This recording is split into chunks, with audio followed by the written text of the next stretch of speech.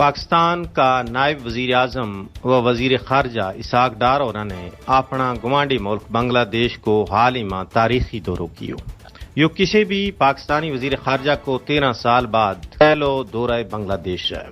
نائب وزیر اعظم پاکستان نے بنگلہ دیش کا چیف ایڈوائزر پروفیسر محمد یونس، مشیر خارجہ امور اور دوجا اہم رہنما کے نال ملاقات کی، جس میں دو طرفہ تعلقات کا سارا پہلوؤں پر غور کیو گیا، جن میں تجارت، اعلیٰ سطحی رابطہ، ثقافتی تبادلہ، تعلیم، استعداد کار میں تعاون اور انسانی ہمدردی کا مسائل شامل ہیں۔ اسحاق ڈار اور کو بیان پاکستان اور بنگلہ دیش کے بچکار تاریخی تنازع کا حوالہ نال ایک اہم پیغام تھو، جڑوں کے دو ملکوں کے بچکار رابطہ نہ بہتر بنانے کی کوششوں کو عکاس ہے۔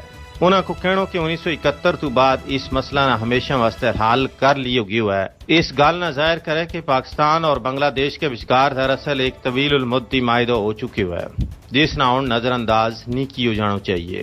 انہوں کے مطابق یہ نہ صرف سیاسی بلکہ اسلامی نقطۂ نظر نال بھی درست ہے، جیت پائیاں کے بچکار معاملات صاف کیا جان کی تلقین کی گئی ہے۔ اسحاق ڈار اور کو بیان اس گل کی غمازی کرے کہ پاکستان ان پرانا اختلافات نہ پیچھے چھوڑ کے دو ملکوں کے بچکار مثبت اور مفید تعلقات کی طرف بڑھنا چاہتا ہے۔ اس کے علاوہ بنگلہ دیشی طلباء نہ اسکالرشپ دین کو اعلان ایک عملی قدم ہے، جس نال دو ملکوں کے بچکار تعلقات میں اور بہتری آئے گی۔